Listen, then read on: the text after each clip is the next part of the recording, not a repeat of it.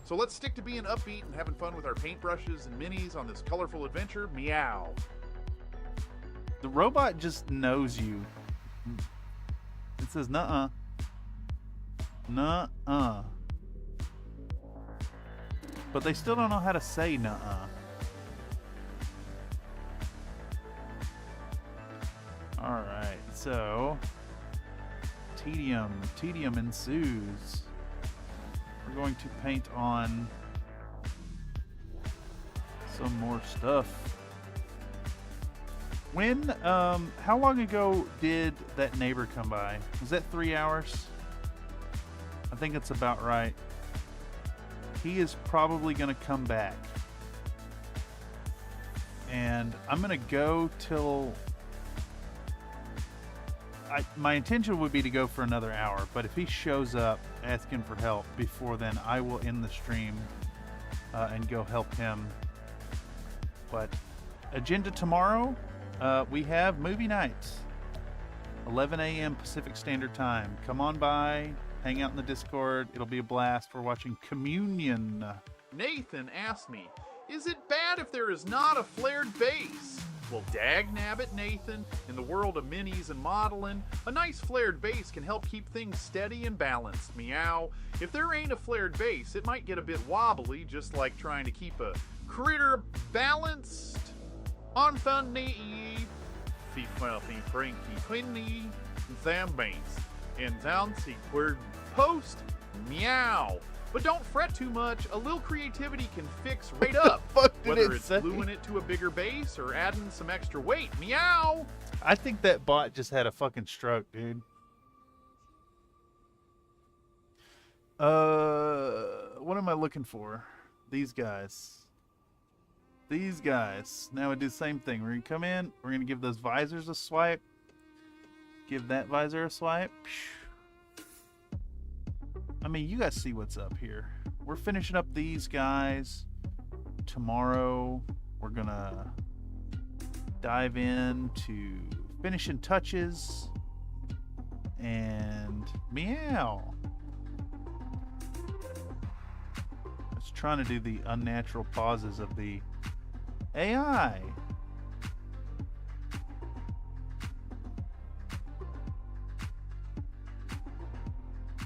Alright, so I'm really looking forward to being done with this one.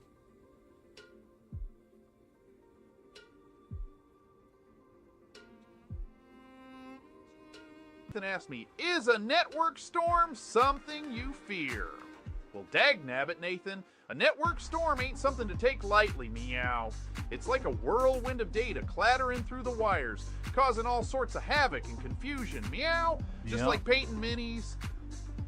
You want things to be smooth and controlled, not a chaotic mess. So, I reckon a network storm ain't something I'd want messing with my streams or painting sessions, meow.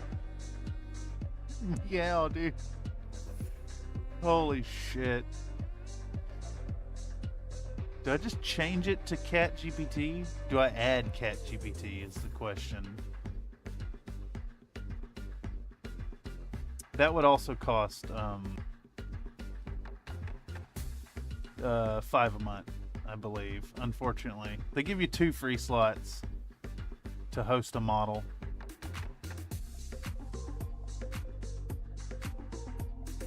I'm somewhat tempted to try and do a better Randy Savage.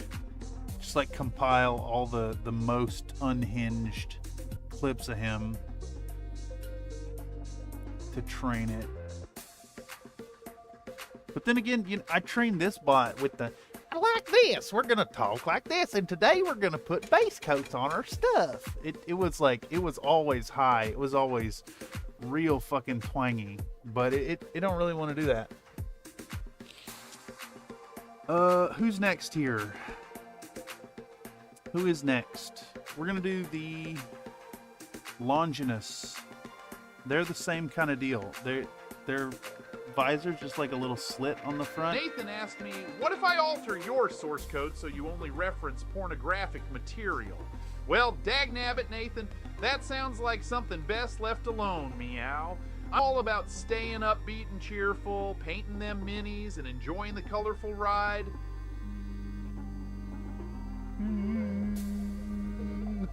Let's keep things classy and focus on having fun with paint and bubble water instead.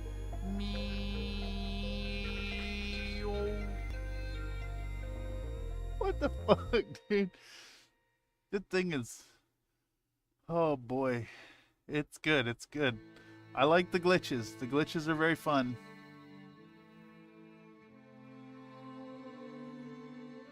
There is something interesting that happens when you combine reading a thing in your voice and also trying to come up with responses. Linguistic hallucinations. If you just made sounds like that in the middle of a conversation, people would think something was wrong with you. They would walk away.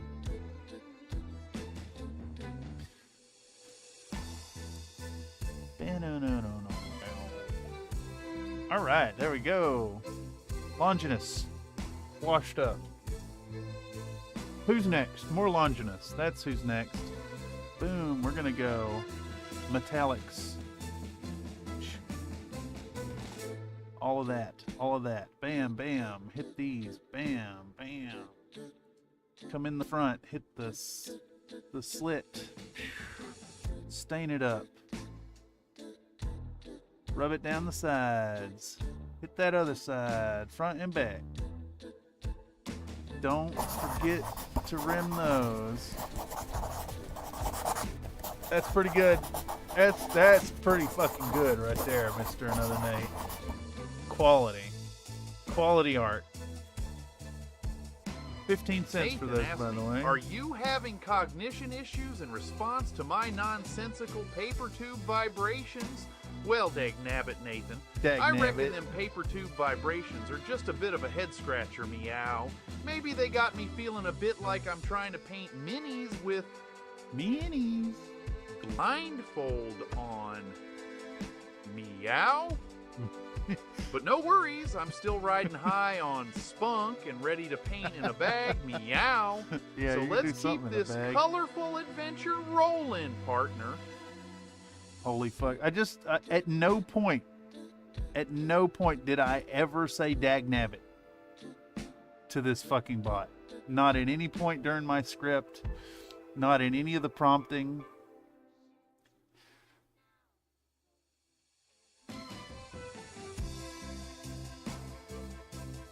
It stereotyped me with dagnabbit.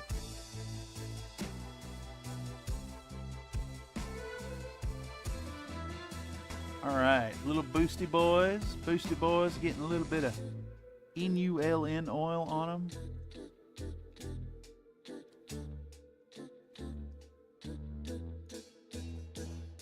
Boom, hit that. Hell yeah. Looking pretty decent there. Pretty dang old decent. There we go. Bam, that's another one. We got 5 more bases of those. We got to hit the helos. Probably just drawing on the accent. Yeah, that's what I'm assuming.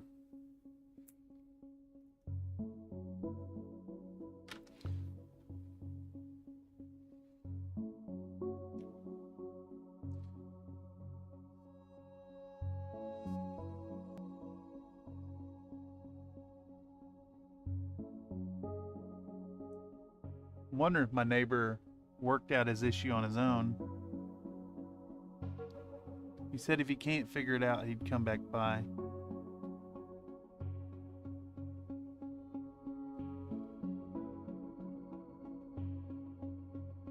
Nathan asked me, can you fully absorb all the spunk?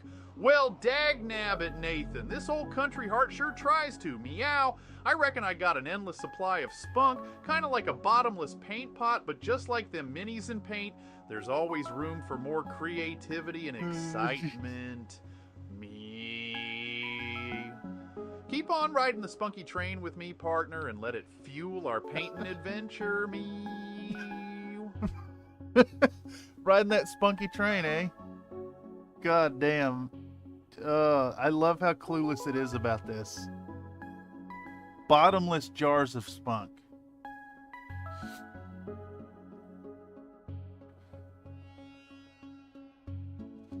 Jesus. Who wants to ride aboard the spunk train? Jesus fucking Christ, it's awful. Anyone else here excite meat? No? I did not. I wasn't paying close enough attention. I was floored by all the references to spunk.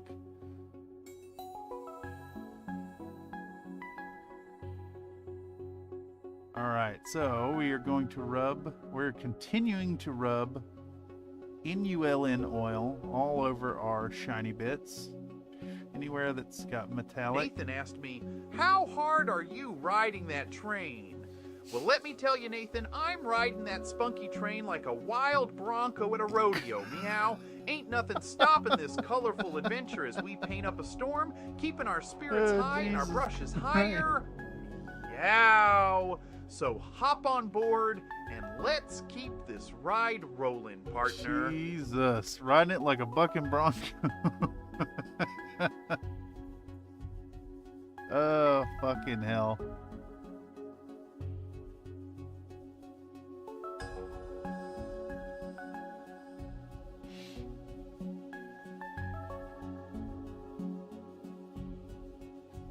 Okay. It just hit me. I gotta add everything is a sex pun. There we go. We'll fix the bot tonight. Or at least try. Law, you're a horse now? Yeah, exactly. Holy shit. Is the AI ready to be unleashed? Can you take me higher? Well, dag nabbit, Nathan, I'm not sure about taking you higher like that old song, but I reckon we can sure lift those spirits higher than a kite at a country fair, meow. With a paintbrush in hand and a splash of creativity, a country fair? We're bound to paint the skies with all the colors of a spunky rainbow. Why is there so much spunk, So dude? let's ride that colorful train and keep on sky-high painting, Holy fuck. partner. There was no reference to spunk, like, at all. This bot is hung up on that word.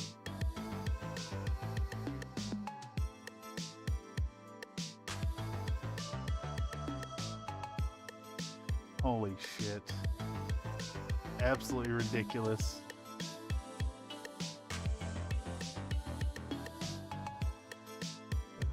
I've seen kites used as advertising for fairs in the Midwest. Oh, because the wind is like 600 miles an hour? Dude, I remember stopping for gas just outside of Oklahoma City, and fucking the wind would like to blow you over. It was insane. And I bet you about San Francisco being windy. It get heckin' windy here. Every evening around 5 o'clock, the wind comes blowing down Van Ness. Because everything flat, yep. Indeed.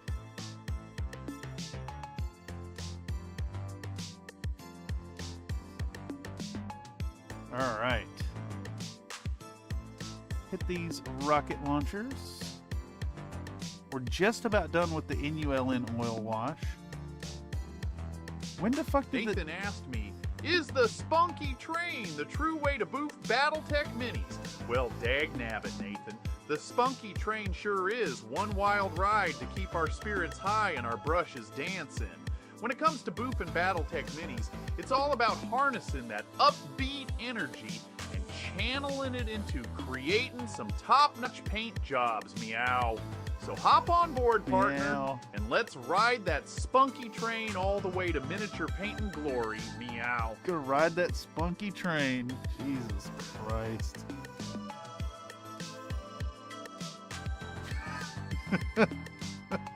Holy fuck. I'm questioning my decisions now.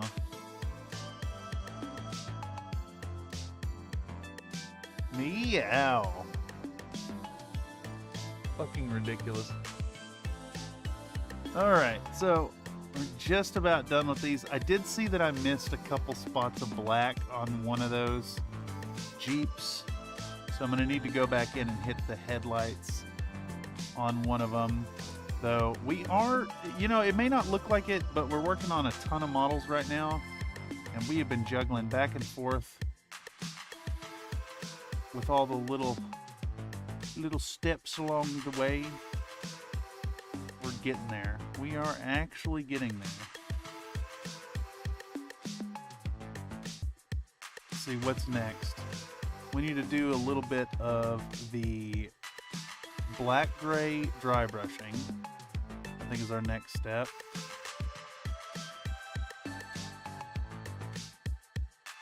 We're basically done with the null oil. We just got to do the helos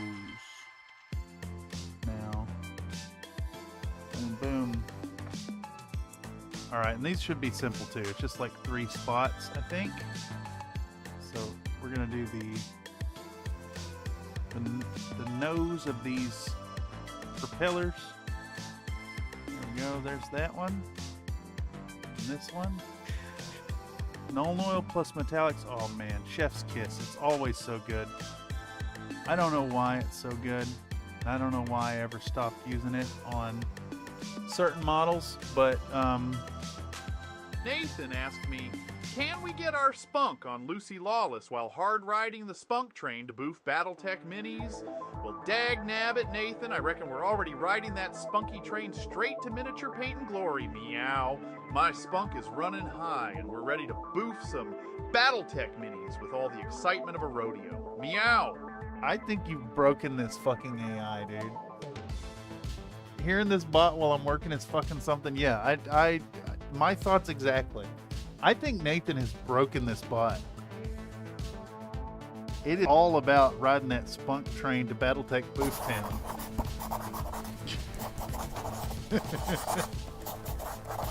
Oh yes, big wiener. I like that one because it's landing on me in the corner down there.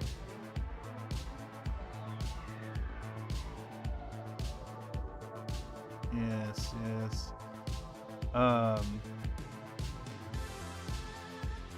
Unfortunately, the drawings, so you can just send the AI whatever you want it to say, evidently, and it'll just say it.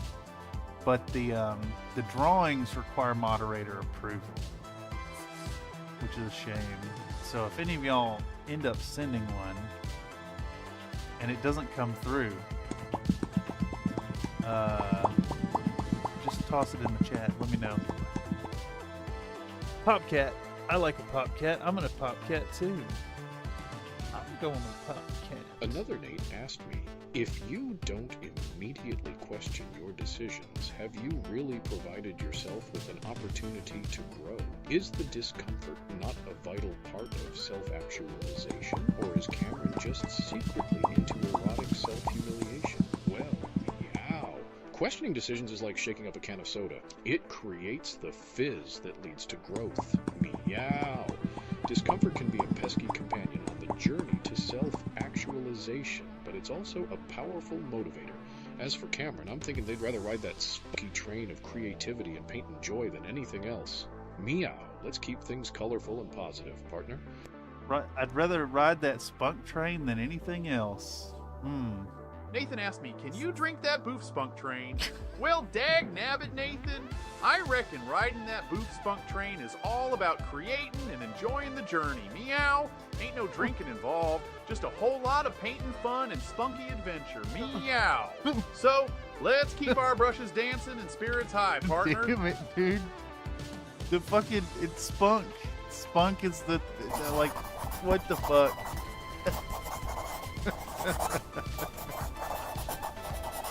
Yes. We're talking about the thumbs. P is for terrible, H is for hell, U is for ugly, and G is for jail, cause the thumb king Oh man, how y'all feel about layered interruptions now? You can interrupt the interrupt. I think we've hit chaos. We've let it in. We've unlocked the door.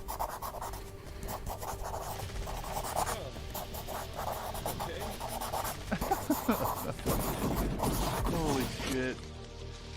You got time to duck? Can't see nothing.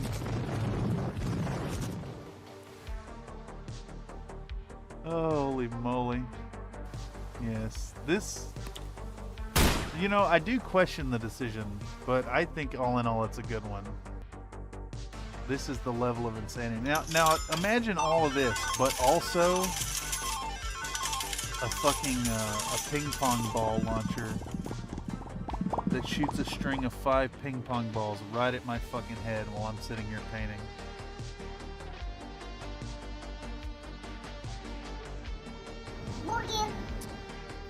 That's really the last addition I want to add. Nathan asked me, could spunk be a euphemism for semen? Well, meow. In this here chat, we're riding the spunky train of creativity and painting joy without any of them connotations. Meow. No, we're all wrong. about keeping things colorful and positive, just having a good old time with our mini painting adventures. Meow. So no need to wander down that partner. Let's keep our brushes dancing and spirits high instead. Meow. You're like a broken record here, Country Fried AI. We're gonna fix your horniness and bring it out. Well, butter my biscuits. Butter my biscuits. You're damn right, dude. Time to get some biscuits buttered. And a double helping of gravy. How can you dare pretend to be Country Fried Cameron without constant references to gooning and jerking off? I'm just jerking off. Dude, I want biscuits now. I could go for a biscuit. I got burger though, so I think after stream I'm gonna cook burger. TechnoRTN asked me, how many butt bees can you boof meow when painting before they shoot out your mouth? How I the airbrush holding up after all of the times you've thrown it against the door? Well, dagnabbit, partner, I'd reckon a fistful of butthole bees can sure keep you buzzing. What?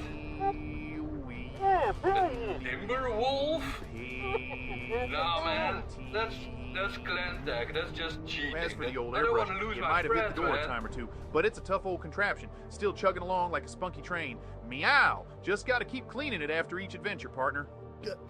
What is the spunky train thing? What is the fucking spunky train?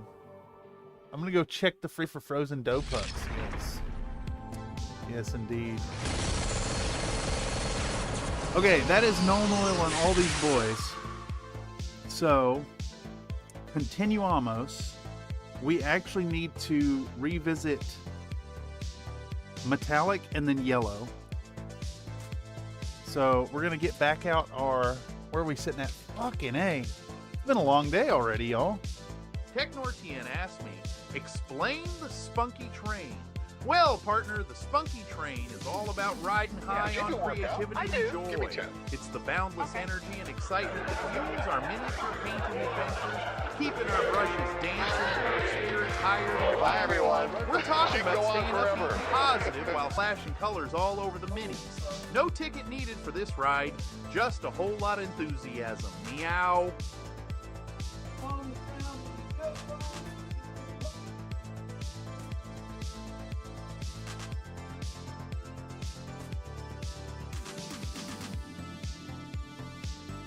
TechnoRTN asked me, it's not cum?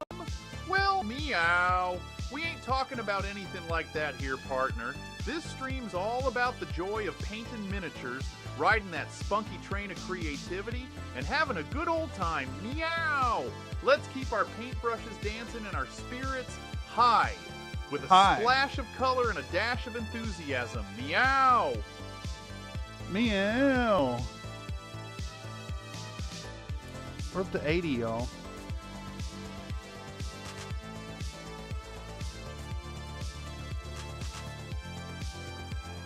Funky train indeed. Yeah, it needs a little tweaking. It needs a little tweaking. Fuck, what are we doing? Duraluminum. Duraluminum.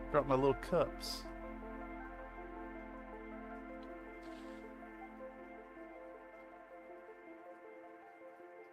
What do you guys think of the new, the secondary cam? Spunk trim.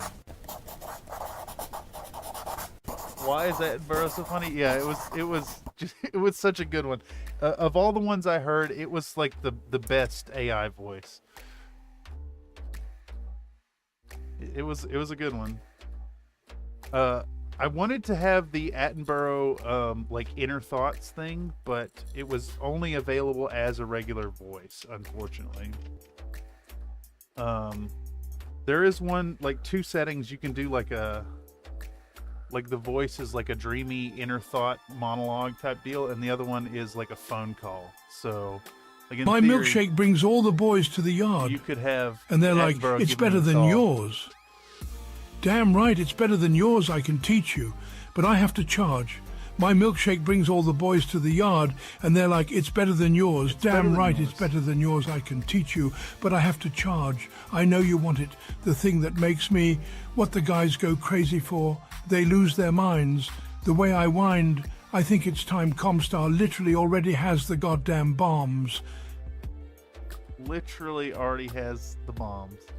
All right, so we're going to take a little bit black gray here, and we prepped our dry brushing brush, and we are just going to fucking run across the top of these things and see how that treats our black. I don't think it's going to have much of a measurable impact on it, honestly. Which sucks, which means we're probably gonna have to step it up one more gray layer. But that's fine. We'll do a very heavy dry brush of this color and then see what it looks like. Comstar Adept, let's call him Adept Larry, accidentally hitting the launch all nukes button instead of send all invoices during a late night shift. What hilarious chaos is envisioned as the great houses scramble, blaming each other while Larry tries to cover it up with a fake technical difficulties broadcast. Macho Man just like it's a bad Macho Man.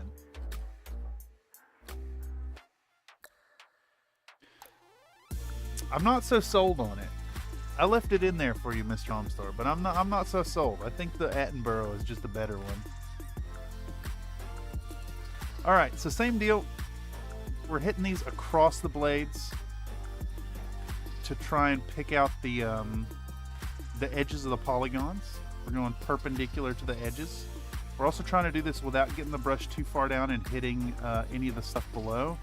And to be especially careful, we have waited to do our yellow till after this.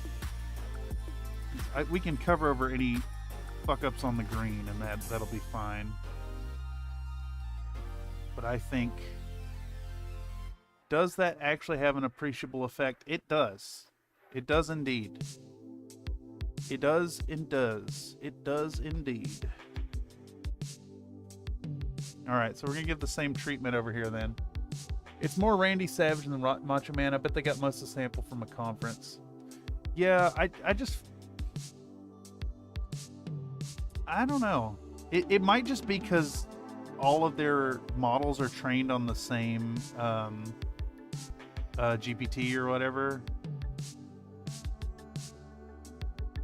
Because it did the same thing with, like it kind of normalized and generified everyone's voice.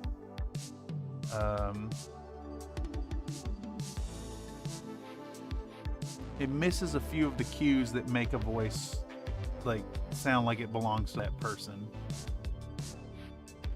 Dude, I tried to train mine specifically to be like, country fried.